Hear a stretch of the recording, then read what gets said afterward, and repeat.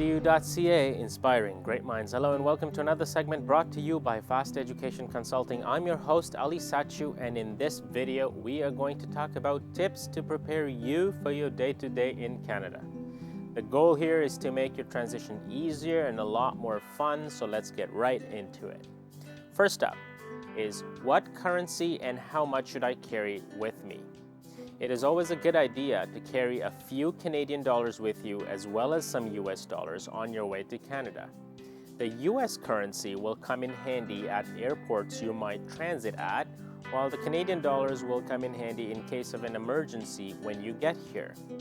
If for any reason your ride does not arrive and you have to hire a taxi, or if you need to buy something at a convenience store before you've had a chance to get to a bank, that's when you will be glad that you carried some Canadian dollars with you.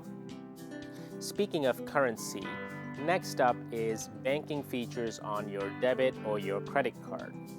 It's always a good idea to be on the safe side and disable tap options on your debit card when you have opened your bank account. What does that mean, you ask? Let me explain. When you open an account, you will have a debit card that you can use to buy things at grocery stores or shopping malls or coffee shops. Canadian debit and credit cards have a popular convenience feature called TAP, which will let you pay up to $100 at checkout without inputting your PIN number. Although this might sound really convenient, it is best to avoid these features in the beginning just in case you lose your card or if it's stolen. Also remember to always hide your PIN code when inputting it in at stores at the ATM. Your PIN code should always be private and never shared with anyone. Next up is dressing appropriately, which is something we have briefly talked about in other videos. If you're arriving in the wintertime, make sure you have clothes to keep you warm. They have to be accessible in your hand luggage so that you can get to it in the plane before you land. Again, it's always best to layer to stay warm. I don't recommend you go out and purchase a winter coat because you will have better options right here in Canada. Now let's talk about some shopping items you might want to consider if you're living on campus. You will not be allowed to cook inside your room in campus for fire safety reasons. There's always a kitchen you can go to for your cooking needs, but one good option I find is purchasing a good quality slow cooker, which is electric and safe. The slow cooker will let you make things like rice, stews, curries, soup, and a lot more depending on how creative you are with your cooking. I suggest you look up some slow cooking recipes that cater to your taste buds. Some other things you will need to consider after you arrive include a blanket or a comforter, a cooking utensils, a hot water kettle or coffee maker, and maybe a thermos-style mug to take coffee or tea with you on the go. You will of course also need grocery items in your first few days to get you started.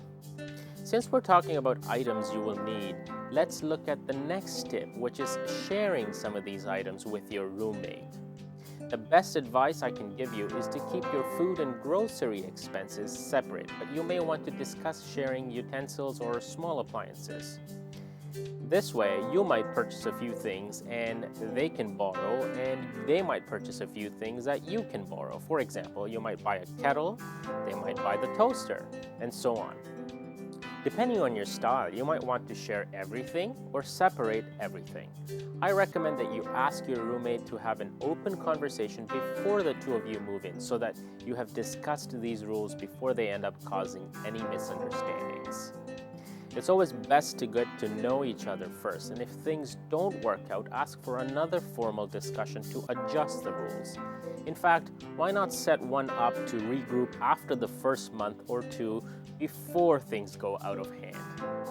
The next item is covered in the expenses video as well, so we won't go into too much detail, but let's briefly discuss eating out. I recommend you try and cook as much as you can and avoid eating out to save you money and eat healthier.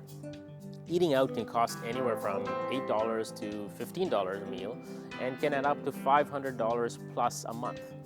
What I find works most often is making meals on the weekends and storing them in separate containers in your freezer so that you can warm them up and eat during busy days. Preparing in this way will help you save money when you're in a time crunch. Since we're on the savings topic, let's discuss discounts. You don't always get an opportunity to bargain in Canada, but oftentimes certain places have student specials. A little bit of research might go a long way in savings. For example, when setting up a cell phone, you might want to ask for a student plan. Similarly, when opening your bank account, you might get student discounts on transaction fees.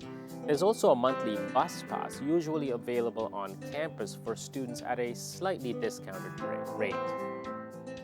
One final thought, make sure you know your full Canadian address and suite number for setting up your bank and cell phone accounts.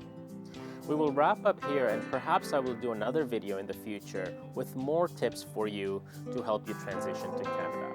That's all for now. Remember, I'm always available to answer any questions that you might have. Until next time, FAS-T edu.ca, inspiring great minds.